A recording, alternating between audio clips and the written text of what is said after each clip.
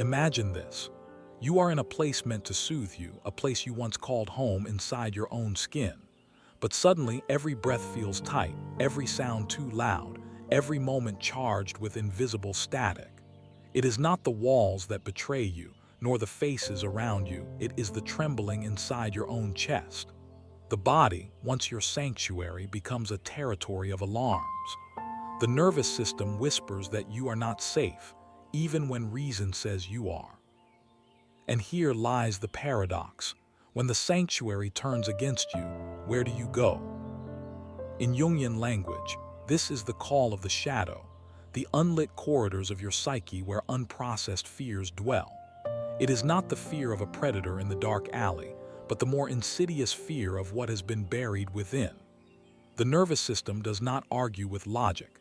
It responds to memory, to sensation, to echoes of danger long past but still alive in the flesh. Every tight muscle, every shallow breath, is a relic of the moments you swallowed pain to survive. Your mind says, "You're safe now," but your body replies, "I've heard that lie before." The high priestess archetype stands at this threshold. She is the keeper of the inner temple, the guardian of sacred truth. Yet even she knows that there are nights when the temple doors feel locked from the inside. Her power does not come from denying fear, but from entering it, from reading its symbols like sacred scripture. When the nervous system shakes, she listens, not for words, but for the patterns beneath them. She knows that every tremor carries a map back to sovereignty. There is a cruel seduction in ignoring these signals. Society teaches women to smile through their discomfort, to swallow their instincts for the sake of peace. You've been told that a good woman makes others feel at home, even if she must burn her own home to do so. Yet every time you ignore the body's warning, you reinforce the belief that your safety is negotiable. The nervous system keeps score, and it will speak louder each time you silence it. The Stoics wrote of an unshakable fortress within, a citadel of the mind no enemy could breach. But what they did not often say aloud is that this fortress must be built on the bedrock of the body's trust. Without it, the mind's walls crumble at the first sign of strain. A woman disconnected from her nervous system can perform strength for the world, yet still collapse in the privacy of her own thoughts. Strength without safety is a hollow crown. So the question becomes, what happens when the mind and the body no longer speak the same language? The high priestess feels this split like a fault line beneath her feet. On one side, the conscious self repeats the stories that make life seem orderly. On the other, the primal self pulses with the memory of what has not yet been faced. In that gap, you feel the unease of being in a room with no visible exit. And it is here, in the quiet terror of the split, that real transformation begins. To walk this path is not to rush into battle with yourself, but to become still enough to hear what the alarms are pointing to.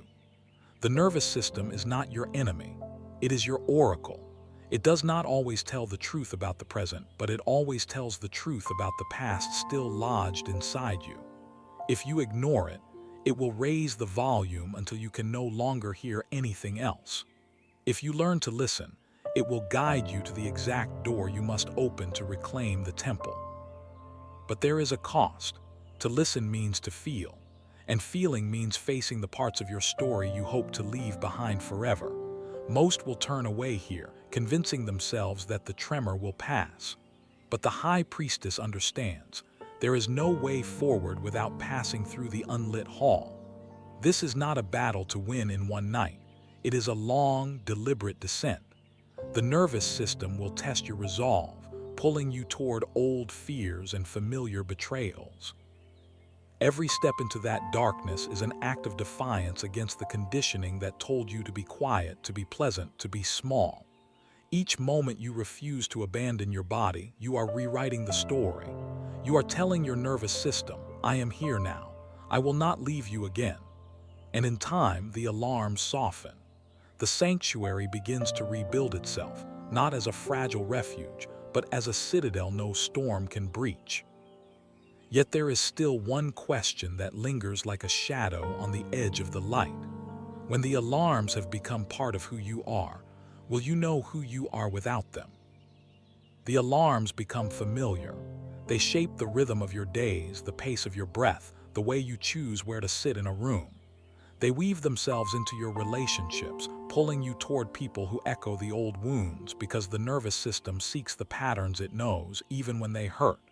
It is not cruelty. It is the ancient instinct to resolve what was left unfinished. To the untrained eye, this looks like self-sabotage.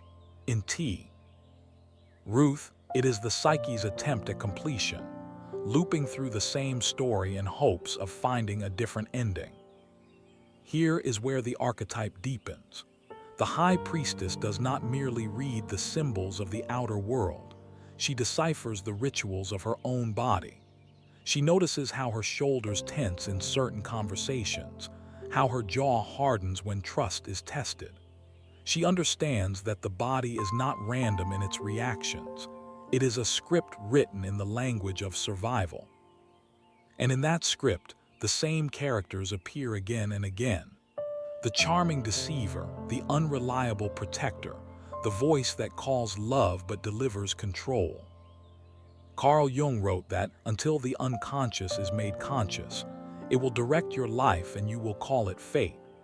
The nervous system is one of the most faithful messengers of that unconscious realm. It speaks through sensations, through impulses, through the heat that rises in the chest when someone speaks in a certain tone. If you dismiss it as overreaction, you miss the chance to see the archetype at work, to see the exact shape of the wound that demands tending. There is a danger in this work. As you begin to understand the language of your body, you may be tempted to wage war on everyone who stirs discomfort in you. But not every tremor is a sign to run. The nervous system reacts not only to danger but also to the unfamiliar. Growth often feels unsafe at first. The task is not to avoid all triggers, but to learn which ones are echoes of old harm and which are invitations into new strength. The high priestess knows the difference because she does not rush her judgment. She waits. She listens beyond the first wave of fear. Stoic wisdom speaks of choosing what is within your control and surrendering the rest. In the realm of the nervous system, control does not mean silencing it. It means regulating the state so you can respond instead of react. Breath becomes a weapon and a balm. Boundaries become the walls of your inner citadel.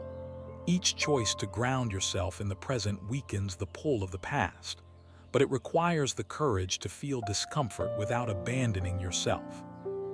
The temptation will be to seek safety outside before it is built within, to find the perfect partner, the perfect job, the perfect environment that will never provoke the alarms.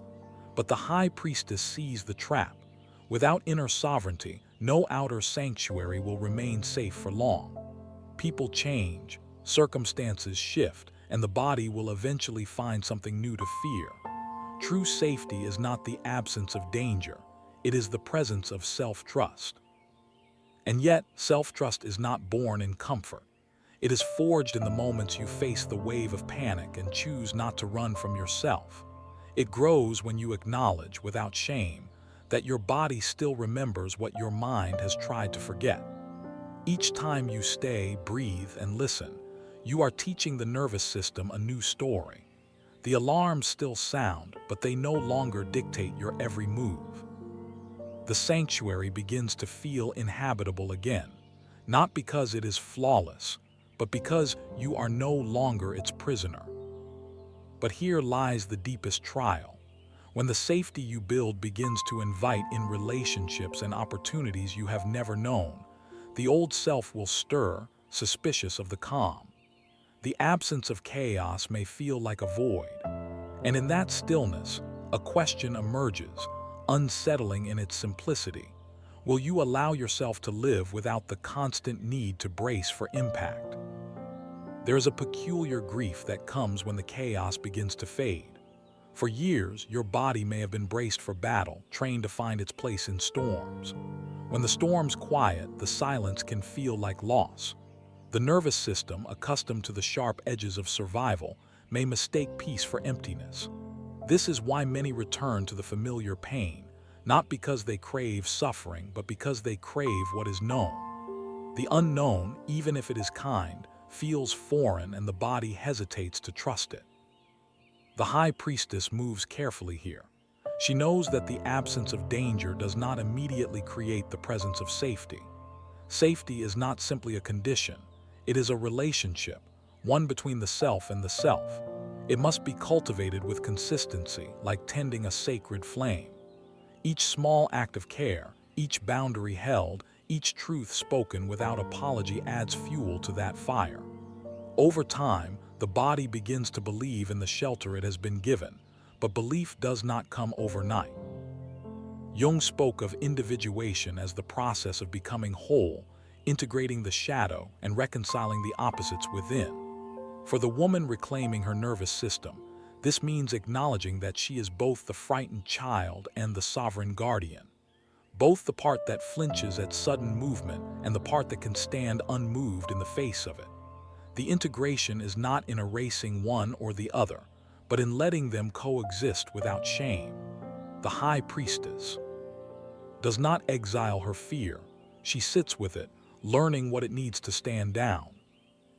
This is where the work turns subtle and deep. You begin to notice that not all tension is a threat. Sometimes the body tightens when it meets an edge it has never crossed, when it is about to step into greater capacity. The Stoics would say this is the discipline of discomfort, the willingness to endure the strain of growth without collapsing into retreat. Here, the nervous system becomes a guide rather than a jailer. It shows you the places where you can expand not by force, but by steady presence. But this expansion requires a new kind of courage. It is one thing to fight for safety when it is absent. It is another to soften into safety when it is offered. Many find it easier to protect themselves than to receive. Yet the high priestess understands that true sovereignty includes the ability to open without fear of annihilation. She opens not recklessly, but with the discernment that comes from deep self-knowing. Still, there will be moments when the old alarms flare up uninvited, a tone of voice, a slammed door, a look that mirrors a memory. The body reacts before the mind can intervene. In those moments, the choice is not between fear and fearlessness. It is between self-abandonment and self-presence. The high priestess chooses presence.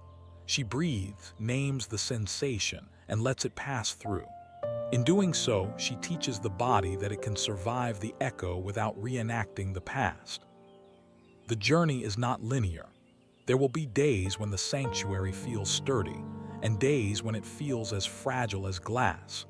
But over time, the fragile moments no longer dictate the entire story. You begin to live in longer stretches of calm, punctuated by brief returns to vigilance, rather than the other way around. The nervous system starts to understand that safety is not an illusion. It is a choice reinforced through daily acts of alignment. Yet a question waits at the threshold of this new life. If the storms no longer define you, if the alarms no longer set your course, what will you build in the wide, unclaimed space that remains? When the storms no longer define you, the expanse of quiet can feel overwhelming, as if you've stepped into a landscape with no familiar markers. The nervous system, once driven by the need to anticipate every blow, now faces the unsettling task of deciding what to do with peace. This is the threshold where many falter, for without the constant push of danger, the inner compass must shift from survival to creation, and creation demands a different kind of strength. The high priestess moves through this space with deliberate grace. She understands that peace is not the absence of movement, but the freedom to choose her movements without compulsion. In the stillness, she can finally hear the voices that were once drowned out by the sound of alarms, the voice of her own desires, the voice of curiosity, the voice that dreams without the weight of fear. Yet even these voices can feel suspicious at first, for joy itself can be triggering when the body has long equated it with vulnerability. Here, the work turns from protection to expansion. Jung would say that individuation now demands you move beyond repairing what was broken and into discovering what was never yet expressed. The nervous system, in this stage, learns that it is safe not only to rest but to reach. This reaching is not frantic or desperate. It is the steady stretching of roots into fertile soil. Each new experience is a gentle exposure, teaching the body that not all intensity is danger, and not all unknowns end in harm. Yet temptation still lingers at the edges. The familiar pull of old dynamics, the allure of chaos disguised as passion, the testing of boundaries under the guise of love, all of it waits, patient and ready. It is here that the high priestess must remain vigilant, not against the world, but against the self's longing for what it once called home. She understands that the nervous system may still interpret danger as aliveness, and she does not shame it for this. It is simply an old reflex, a habit of the flesh. The Stoics spoke of guarding the mind as one would guard the gates of a city. In this season, guarding does not mean closing the gates entirely, but discerning who and what may enter. Each choice becomes an act of architecture, shaping the inner sanctuary into a place that not only shelters but inspires. The body begins to trust the patterns of care, the predictability of self-respect, the reliability of boundaries. In this trust, it can relax into creativity, for creation cannot bloom in constant vigilance. And so the high priestess begins to weave. She weaves relationships that feel like collaboration instead of conquest. She weaves work that feeds rather than drains. She weaves mornings where the first breath is not a scan for danger but an invitation to possibility. This weaving is slow, intentional, and deeply personal, for it simply tailored to the unique shape of her soul. No one else can dictate its pattern. No one else can decide what belongs in her sanctuary. But expansion always tests the foundation. As new life grows, it stirs old ghosts. Success can awaken the fear of loss. Intimacy can summon the memory of betrayal. Opportunity can trigger the dread of exposure. In these moments, the nervous system may flare, trying to protect her from pain that has not yet come. And it is here she faces the truest question of all. Will she step back into the safety of the known? Or will she teach her body that it can walk forward without proof of what lies ahead? Stepping forward without proof is an act of faith, but not the blind faith of ignoring danger. It is the grounded faith of one who has met danger before, studied its face, and learned the difference between its true form and its shadow. The high priestess walks this path knowing that her nervous system may still startle, still tighten, still whisper old warnings, but she no longer treats these signals as commands. They are information, not destiny. They are weather patterns in the body, not decrees from the gods. Jung wrote of the necessity of holding the tension of the opposites, the pull between safety and risk, the desire for stability and the longing for growth. For the woman reclaiming her sanctuary, this means learning to stand in that tension without collapsing into either extreme. Too much safety, and life becomes stagnant. Too much risk, and the old patterns threaten to return. The art is in the balance, in the ability to keep the nervous system regulated even as she stretches beyond its familiar limits. This balance is not static. It is a dance, one that shifts with seasons, with circumstances, with the inner tides of the psyche. Some days the body is ready to open wide, to welcome new connections, to explore new territories of thought and feeling. Other days it calls for retreat, for quiet, for the reassurance of what is known. The high priestess honors both without judgment, for she knows that integration is not about constant expansion, but about moving in rhythm with the deeper cycles of the soul. And yet every cycle offers a choice. When the body signals fear, will she interpret it as a stop sign or as an invitation to look more closely? When opportunity stirs anxiety, will she see it as proof of unworthiness or as the natural trembling that precedes transformation? The Stoics would say that the obstacle is the way, that the very thing which provokes discomfort may be the thing that leads to greater freedom. The High Priestess translates this into the language of the body, teaching her nervous system that discomfort does not always mean danger. In this way, safety becomes less about constructing perfect conditions and more about cultivating adaptability. She no longer needs to control every variable to feel secure.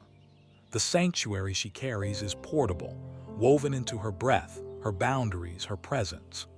Even when the external world shifts, when relationships change, when loss arrives, when the unexpected knocks at her door, she can return to the inner ground she has built. This is sovereignty, not the brittle kind that shatters under pressure, but the living kind that bends without breaking. But sovereignty comes with its own challenge. When the alarms no longer dictate her path, she can no longer hide behind them. She must choose not from fear but from desire, and desire too can be terrifying. It demands honesty. It demands stepping into spaces where there is no guarantee of approval, no promise of success. It demands risking being seen not as she once was, the survivor, but as she truly is, the architect of her own life. And as she stands at the edge of these choices, another question rises, quiet yet piercing. Now that she holds the keys to her sanctuary, will she have the courage to open its doors? Opening the doors is not about inviting everyone in. It is about allowing life to flow through without the constant need to barricade. The High Priestess knows that her sanctuary is strongest when it is not a fortress against the world, but a living space where her energy can move freely. To open the doors is to risk both joy and loss, to allow beauty to arrive without demanding it stay forever, and to let go of what leaves without collapsing into emptiness. This is the final initiation of the nervous system's healing, to stop organizing life around the avoidance of pain, and instead to orient toward the pursuit of truth. Pain will come, as it does for every human being, but it will no longer dictate the architecture of her days. She does not need to preemptively shrink to avoid being hurt. She does not need to scan every moment for signs of betrayal.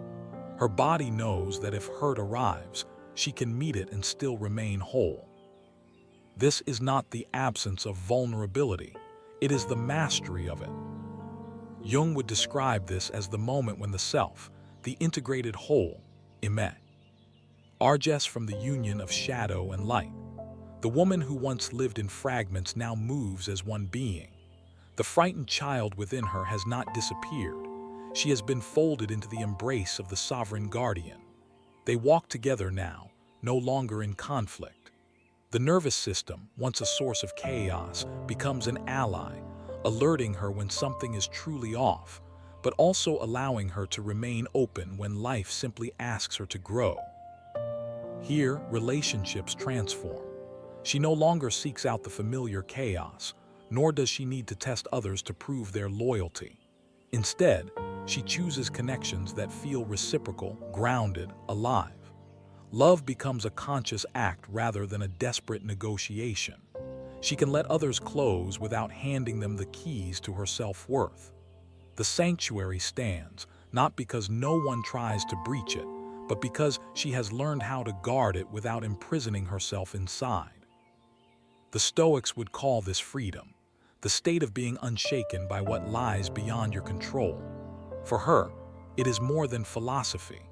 It is felt in the breath that no longer hitches when a door slams, in the shoulders that remain soft even in the presence of uncertainty, in the ability to sleep deeply without keeping one foot ready to run. These are not grand victories for the world to applaud, but quiet revolutions that alter the course of a life. And in this quiet, she discovers something unexpected. Joy is not as fragile as she once feared. It does not shatter under the weight of reality. It can coexist with grief, with uncertainty, with the bittersweet truth that nothing lasts forever. Joy, she learns, is not a rare prize to be protected at all costs, but a current that flows whenever she allows herself to be fully present. It is here, standing in the full possession of her sanctuary, that the high priestess sees the arc of her own becoming. She remembers the years when safety was only a dream, when every step felt like trespassing in her own skin. And she knows, with a quiet certainty, that she has crossed a threshold she can never uncross. The question that began her journey, where do you go when the sanctuary feels unsafe, has been answered, not by finding a new place to hide, but by becoming a place she can live in without fear. And so the final truth settles in her bones. The woman who knows her worth doesn't chase, she chooses.